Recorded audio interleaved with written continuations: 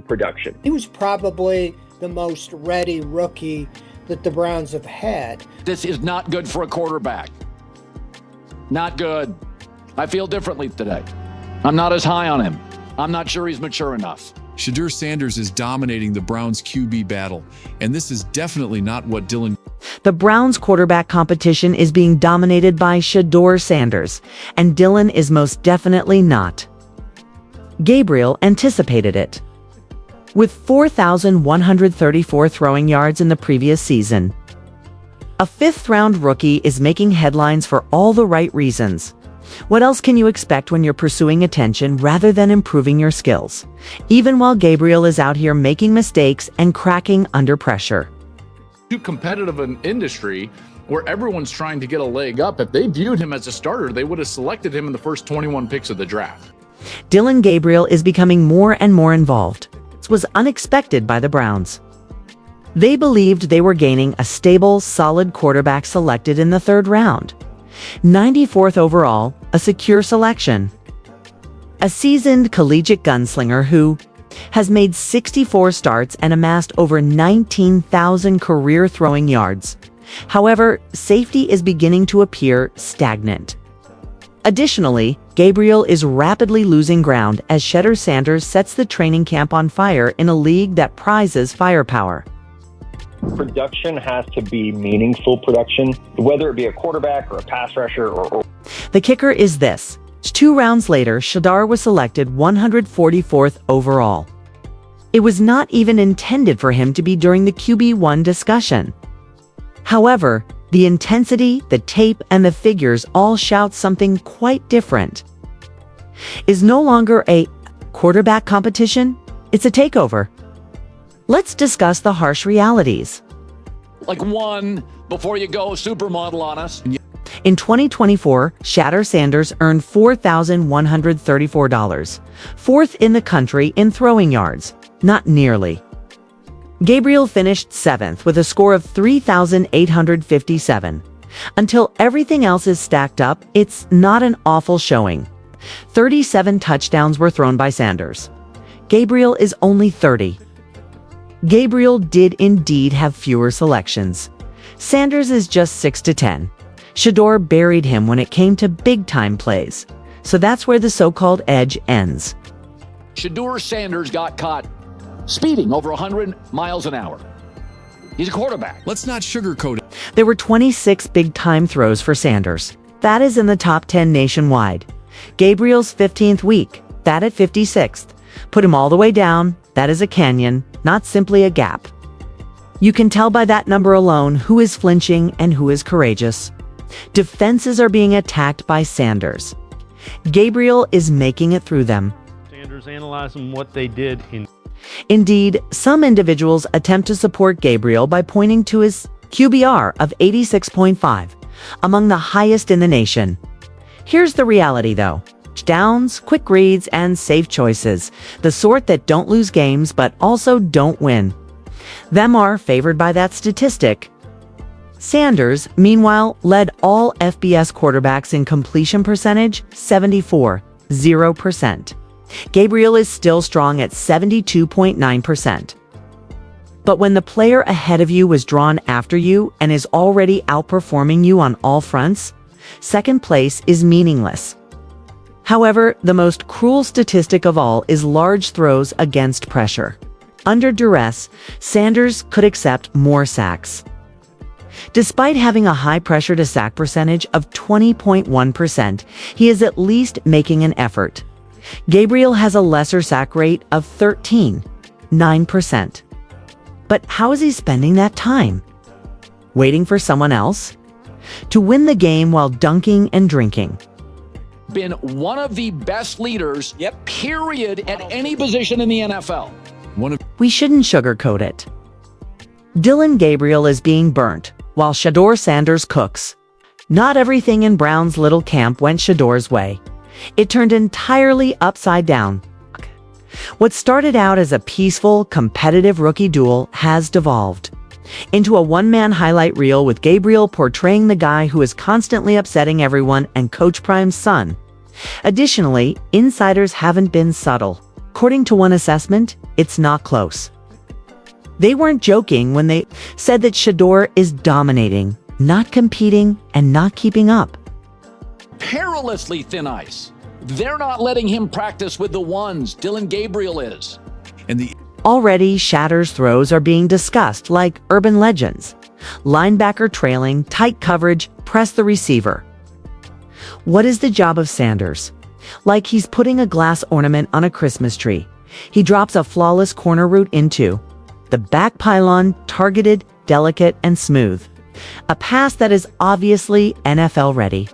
On the short journey, he witnessed the safety bite.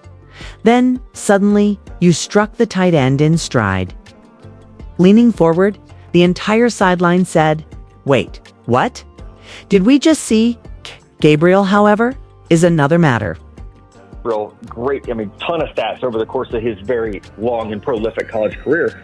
He's someone, when you add into the context of, okay, we got to look at the scheme he was playing in. We also got to look at something like the size that he doesn't have, the tools that he doesn't bring to the table. It's not necessarily great stats, but it also goes back to, okay, well, again, not great size, not great arm strength, not great mobility. He's falling apart quickly. At the line, his passes are being swatted. He is beginning to let go of the ball. Higher, just to stay out of the defender's grasp. It's sailing over receivers right now. One rep ended up being a pick six because they were so awful, nor a close miss, nor a tip. In 2.7 seconds, a full-blown present trap turnover went from practice exercise to catastrophe. The stress in Gabriel's shoulders was evident as he made quick adjustments to his technique in an attempt to mend the item as it broke, pondering and second-guessing. That's survival mode, not confidence. Hit the subscribe button if you've stayed with us this far, and let's discuss the part that no one likes to utter aloud. However, every scout believes that Gabriel's stature is an issue. His height is 5 feet 11. You must be extraordinary at that height, extremely fast, extremely accurate, or extremely mobile. Gabriel isn't fulfilling enough of those requirements. Perilously thin ice. They're not letting him practice with the ones. Dillon Gabriel is. And the problem is becoming apparent everywhere. They're tipping balls. He's obviously attempting to adapt, but in Heath, disrupting his natural discharge by doing this. Some throws perish in the soil, while others go too high. His whole cadence is strange. Additionally, it seems that there was a genuine conflict between Jimmy Haslam, the team owner, and the coaching staff. There was a quarterback with significant promise who the staff was interested in. That would be Shedeur Sanders. Indeed, but Haslam really desired Shedeur. It was so horrible that it scared the crew into doing something completely wrong. Dillon Gabriel was selected at pick 94 overall. Their intention was to prevent Haslam from pushing Shedeur at pick 144, not because they were in love with him. I don't see the hurry myself either in throwing a rookie out there. If you drafted somebody second overall, sure, there's pressure to start them sooner than later. They really attempted to use a panic pick to stop a power play from ownership. It wasn't regarding fit. The system wasn't the issue. It had nothing to do with upside. Politics was involved. Chess in draft form. Shedeur is the only one playing, like a grandmaster at the moment. And the irony is cruel today. The person they were attempting to avoid is the one that carries the whole quarterback room. Makes the coaches double-check their notes, gets fans excited, and let's face it, looks like the future. Would be stunned if either of the rookies started really until week 6, 7, 8, something like that. Gabriel, the person they were aiming for, is having trouble finding rhythm and confidence in the meanwhile. And worst of all, finding it difficult to fit in. Let's be honest, but we're not saying it's over. This film has already been cast, if minicamp is a preview. The emerging star is Sanders. Gabriel is shown in the credits as a player who was unable to get past the defensive line. And Cleveland fans are all too familiar with that tale. End up, getting a chance to take a look at the quarterbacks. It's really going to come down to, how the season's going and what, the Browns' philosophy going into this season is. Is it to win? The atmosphere in the Browns locker room has changed. And the veterans aren't the source of it. It originates from Shedeur Sanders, a rookie quarterback who is drawing attention fast, cracking jokes, and somehow making Joe Flacco grin. Indeed, former Super Bowl MVP and poker face master Joe Flacco is out there claiming that Shedeur is a lot of fun to be around and has already caused him to burst into laughter in the conference room. Even though it might not seem like a big deal, it's a cultural shift when the most composed man in the building starts to relax around a beginner. Shedeur is dominating the room in addition to the reps. The story. Right. And I think that was the case with Shedeur Sanders. Word around Rumor has it that Shedeur is already the glue man, adding vitality, humor, and self-assurance to a position group that often functions similarly to a library. On the pitch, he's reducing the strain, keeping things light, and still being there when it counts most. That is important. When a quarterback is a born leader, you can tell. And Shedeurs are already fulfilling that trait before they've ever been given the keys. And the impact is growing. The locker room is supporting him. It appears that the fan base is as well. Fan forums and social media buzz indicate that younger Brown supporters in particular are already urging him to start.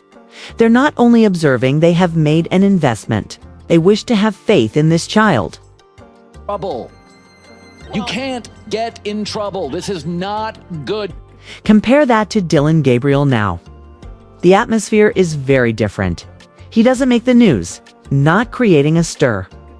To be honest, neither the team nor the supporters have anything to get enthusiastic about because of him. Gabriel feels like he's only trying to endure camp while Shedeur brings juice.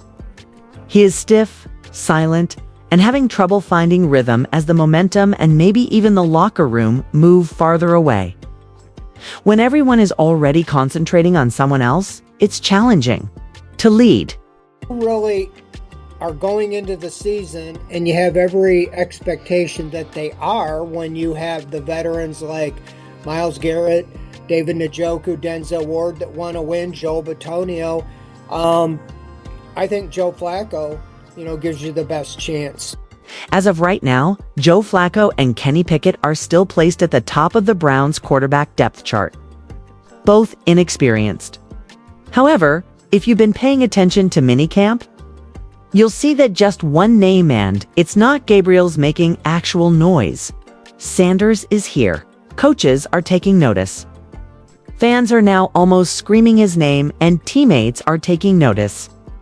The Browns now have a difficult decision to make. Do they continue using Gabriel, the more seasoned rider, who is obviously having trouble adjusting and losing steam quickly? It's alternatively because Cleveland's quarterback circus is only getting started. Should they give the youngster with a cannon arm, leadership qualities, and unquestionable hype his chance to remain around and subscribe?